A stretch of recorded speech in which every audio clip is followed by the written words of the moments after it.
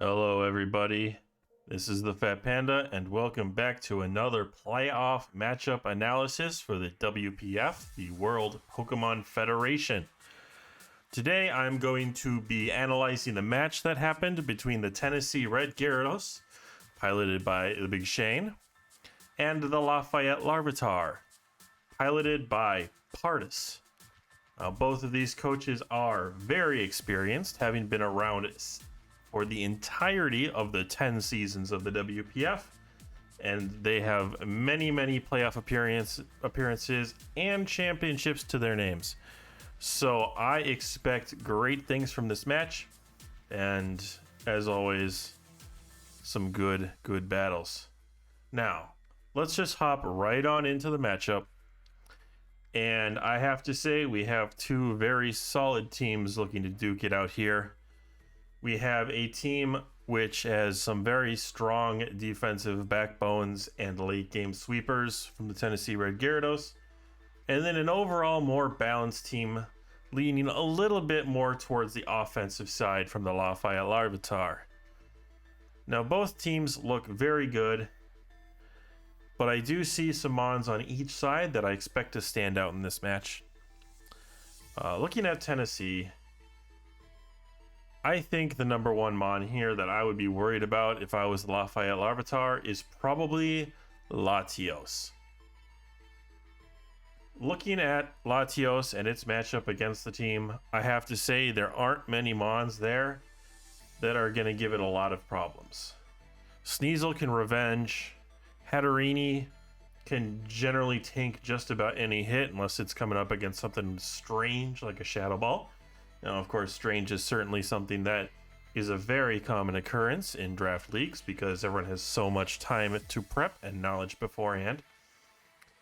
But something like a Scarf Latios or an offensive Latios, maybe not with Scarf, but maybe if he somehow gets rid of the Blacephalon. Actually, Blacephalon's slower, so that's not necessarily a problem, assuming that neither is Scarfed. Overall, I just really like its matchup. I mean, stabs plus Mystical Fire, add a coverage move or Calm Mind, and you're looking to sit pretty with that Latios. On the other side, Mon I would honestly be most worried about if I was Tennessee Red Gyarados. I think Hatterini there looks quite concerning. There are a lot of things on the opposing side that really just don't affect it at all, and it can come in and just set up Calm Minds on a lot of the defensive mons on that team. Now, of course, there's obvious ways around it. Steelix looks to be a very strong answer, and I mean, honestly, that's just about it. Everything else, it can't like come in on Gyarados, or it shouldn't come in on Conkeldurr or Poison Jab potentially, or Knockoff potentially, but like it can trade pretty easily with just about any of those things if it manages. And if it manages to come in unmolested, it will actually be able to pull off, I think, quite a bit of damage. Those are probably the two mons that I think could easily be strong standouts. Now, of course, this is BigSchoen with Tennessee Red Gyarados, and he is known, of course, for his Mega Gyarados plays, pulling his ass out of the fire many times. Wouldn't be surprised to see that. Opposing Mega Garchomp, of course, newly buffed with ability to set up speed as well, could get an easy late game sweep with a quick scale shot cleanup. Both Megas are quite strong, and of course there's numerous other threats. I don't expect this to be won on a defensive side on either team, which is why I tend to lean more towards Lafayette Larvitars for the matchup overall, with their ability to break stall with things such as Roost Scissor or Calm Mind Hatterini or any number of other ways to break through the defensive mons. That Dugtrio wildcard not looking like a good bring this week. Basically nothing that you can or want to trap. Like literally nothing. So I would probably give the edge to the Lafayette Larvitar, but these two teams and these two coaches Really could be just about anything that happens, and I expect the match to be very strong. With that being said, let us hop right on into it and take a look and see what we have. Now, looking at the two teams, we do see a highly defensive team coming from the Tennessee side, with basically the full defensive complement, the Regen Core plus Cofagrigus. No Mega Gyarados, but that Latios is certainly there. I expect it to probably attempt to put in some good work. Raikou and Swellow, both very strong special attackers. Raikou newly buffed with Scald, which normally wouldn't probably matter too much in this matchup, but there's a Golem there. Garchomp doesn't want to get Scald burned, so actually it could very well be packing it, and probably is, to be honest. Now looking on the other side, I do see basically the threats that I fully expected. Hatterene, Garchomp, Blacephalon, all terrifying mons. Shaman, very interesting play, probably there to prevent Mega Gyarados from getting a full clean sweep. Would probably even expect that Zapdos to be scarfed. Neither of those are probably his answers to the Gyarados. It didn't actually end up coming. If that is the case, a bit of potential over prep, which could lend the Tennessee side a decent advantage. Golem, absolute wild card. I don't know what Golem is supposed to do other than like it's basically just a suicide rocker to me. Against this team though, I mean, it's faster than 3 mons and it can kill Swellow or Raikou pretty simply with one of its stab moves. So I mean, depending on its set and what happens, it could actually do a lot of damage, which would be certainly I mean, that'd be very interesting to see. Potential leads here. I can almost guarantee you 100% that Tennessee is going to lead Raikou. Volt Switch, it's what he does. It's possible Swellow could lead if it's got U-turn, but I fully expect him to lead something that can get him momentum. Otherwise, on the other side, I mean, Golem is the only thing I see that leads with like this still Suicide Rocks, but that seems like such a waste in a playoff match, so maybe that's not the case. Really bold opening play would be something like, if it is like a Scarf Zapdos and he doesn't think it's Scarf Raikou, you know, leading that, or might be another play. I don't think you lead Hatterene. I don't think you lead Garchomp, but maybe one of those two. Not really sure exactly, but let's hop in and see how the opening turn happens. So if I look at the leads, it is the Raikou. I would be always confident calling that. And Golem, in fact, is the other lead. That makes me think it might actually just be some sort of suicide set, which maybe like, because it does have Sturdy, so I'm thinking something like Rocks, Explosion, plus both stabs, maybe. Maybe Custap Berry. I'd be interested to see what he does this turn 1. Does he just go for the Earthquake on the Raikou? Does he try to set up Rocks? I have no idea. I think Raikou, there's no way he's not packing Scald, but if he's not, it's just going to be a hard switch. So let's see, turn 1, yep, there's the Scald with the Sturdy Golem, no surprise there. Does get the burn though, that does matter if he went for Earthquake, but he does go for Stealth Rock, and Golem goes down turn 1. Suicide Rocker, I mean, he got what he needed to. I see that comment there, oh, that burn sucks. Almost certainly means that I bet he had to have been Custap Berry, and he was going for the Rocks and kill. Honestly, I would have probably done it the other way around, but I think he did the right play in that end, because the burn, depending on the investment of the Golem, and actually I bet the Golem got max attack, maybe adamant. Maybe it would still kill the Raikou through burn, but everything's got extra bulk in League, and this could be Shucka even. I don't think it will be, but it could be. So, I mean, he got Rocks off. Honestly, that's a good start. And Garchomp gets to come in for free here.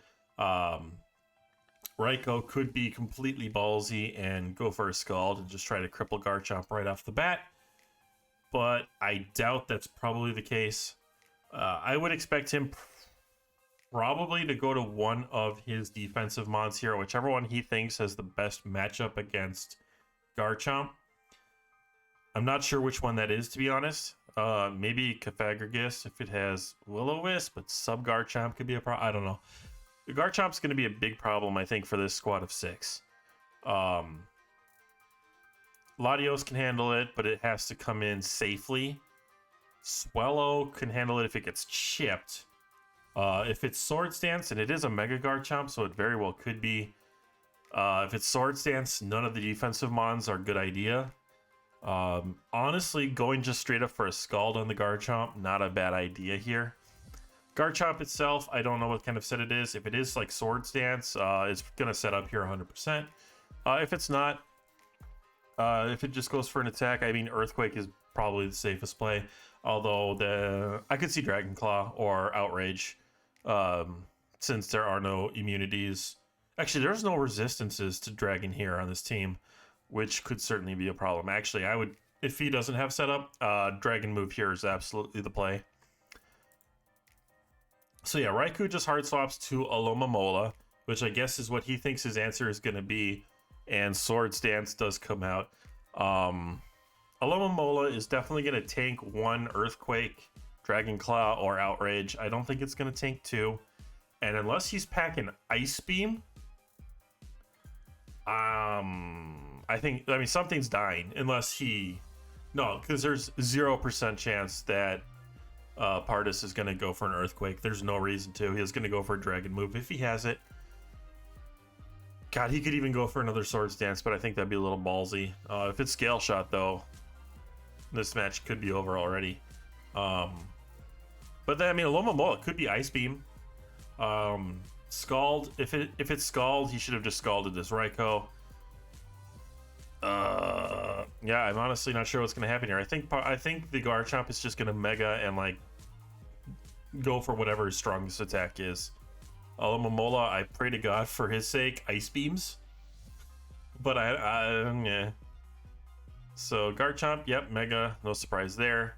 And Earthquake. So he probably has Dragon Claw, maybe?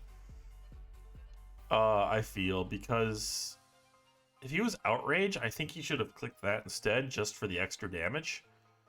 And Earthquake is a really risky play, because one of the Levitators could have come out. But that's a ton of damage on Alomomola, and hopefully it has something to deal with this. It does have Ice Beam. With a crit, does 63%. That is rough. Yeah, now I'm pretty sure at least... So yeah, something definitely dies on Shane's side right now. What it ends up being, probably the Alomomola, but he might try to get greedy and regen it. I think that's a mistake, but he should just sacrifice it here. The Ice Beam did absolutely nothing, even with the crit. He needed the freeze. This Garchomp is... Oh, so he does go straight into Swallow, which is incredibly ballsy, but honestly, he's on a pretty bad back foot here, so I understand why. Get some extra health on Alomomola, and if this Garchomp goes for Earthquake here, it actually kills his momentum completely. And so he does have Scale Shot, and he gets the speed boost on the Swellow, right? Or the speed boost off of the Swellow on his Garchomp. And this match, okay, it's not over. I don't think. If Raikou is Scarf, it can revenge here. If Latios is Scarf, it can revenge here. If neither are Scarf, I doubt, unless it's max defense Cofagrigus with Body Press, I don't think it can deal with him. Amoonguss can't do anything. It could Spore. It might survive an Earthquake, depending on the spread. Otherwise, if everything dies or can't KO Garchomp, I think he has to start sacrificing his team for Alomomola regen so it can survive an Ice Beam again. I'm expecting him to go to either the Latios or the Raikou here. One of them has to be Scarf. He has to have accounted for this. So he can at least threaten Garchomp out. But it's... Yikes. I mean, yeah, Swallow was a big threat for the team. Losing that kind of sucks. Okay, so he goes Cofagrigus, so it's probably max defense body press. I assume that does 37%. Cofagrigus has such a high defense stat. I actually don't know for sure if it will, depending on bulks and stuff, but I feel like it could probably revenge here if he goes for that. So, okay. Oh, so he has Outrage. He has Outrage. Double Dragon, so no coverage. I guess he deemed Ground Dragon enough, which I guess if we go back to the team, was Ground Dragon... Oh yeah, Ground Dragon was absolutely enough. There was no need for any other coverage. Oh, that's rough. Okay. Well, in that case, that's a big problem. Outrage. So Outrage kills this. It kills the next thing. And it's best case... Oh god, but if he Cofagrigus, that means he doesn't have a Scarfer? He has to have a Scarfer. I assume he just didn't think it had Outrage, right? The Mummy doesn't matter. Sound Force wasn't doing anything. Oh god, he doesn't. No way, he doesn't? He doesn't have a Scarfer? No way Swallow was Scarfer. Swallow was probably Specs or Life Orb or something. Or like Silk Scarf if he wanted to be bluffy. He has to have a Scarfer. Well, if he doesn't have a Scarfer, this match just ended. Let's just go through here and see what happens. But I'm Protect. Ooh, that's risky. That's risky. Yep, he fucked up. He fucked up. You don't protect on Outrage unless it's the third hit. Because if he protects and the Outrage wasn't going to end, it just cancels Outrage. No confusion, no nothing. Now he gets another free 2 or 3 turns. He should have probably sacked something there and then gone to Alomomola and protected the next turn if there was no confusion. So that's 2 more deaths. So yeah, Alomomola is going to fail here.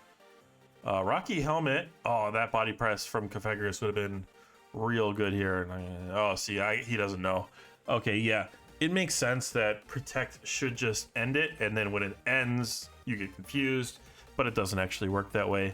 It has to be on the last turn of the Outrage, and that Outrage was going for 3 turns, not 2. So I'm pretty sure Amoonguss is just going straight down the toilet, and he's throwing away his entire defensive core, which means that neither of these is going to be scarfed. He could get a confused hit here. I'm sure he's just going to go for it. Yeah, there goes Latios. And Raikou, I can't think of a set that cleans up this whole match. So this has to be over. Woof. Yeah, I mean, if you look at it, unfortunately, the Tennessee Red Gyarados really just don't have anything to deal with the stabs of Garchomp. And he didn't bring a Scarfer for Scale Shot.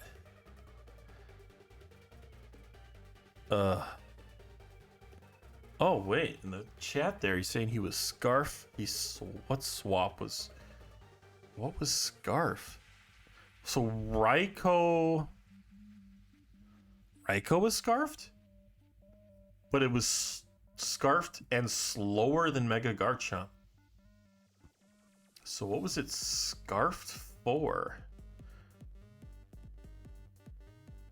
Don't know. Okay, well, unfortunately, sometimes things do happen like that. That was a very, very clean sweep from Pardus. He identified the weaknesses of the Tennessee Red Gyarados and went straight for the throat, broke the sashes, and just set up and won. Some things could have easily been done to prevent that. Scarf Raikou running just a little bit more speed would have helped. Not protecting with the Alomomola and instead of sacrificing like the Amoonguss, then protecting with the Alomomola would have helped. But that's just a mechanics thing he didn't know. But yeah, unfortunately, not a lot he could do. Didn't seem overall prep for Garchomp, and Garchomp sweeps, claims the first victory for the Lafayette Larvitar. And that is another match in the books. So they will be advancing and facing either the winner of they'll be facing the winner of either the Minnesota Lycanroc or the Boston Red Sox, whoever it happens to be. Be very interesting to see that. Nice, short, quick, and this time around. Some of these matches have been pretty long, but this one was just 10 turns, so not a whole lot to talk about. We'll continue on with more matches in this round and more matches in the future, though. So if you enjoyed this, please stop by again. Hopefully I will see you guys there. But yeah, I'm just gonna leave it here. Nice clean match. Congratulations to Lafayette Larvitar and Pardus, and we will see him in the next round. Thanks for stopping by, guys. You have a great time. I will hopefully see you in the next video.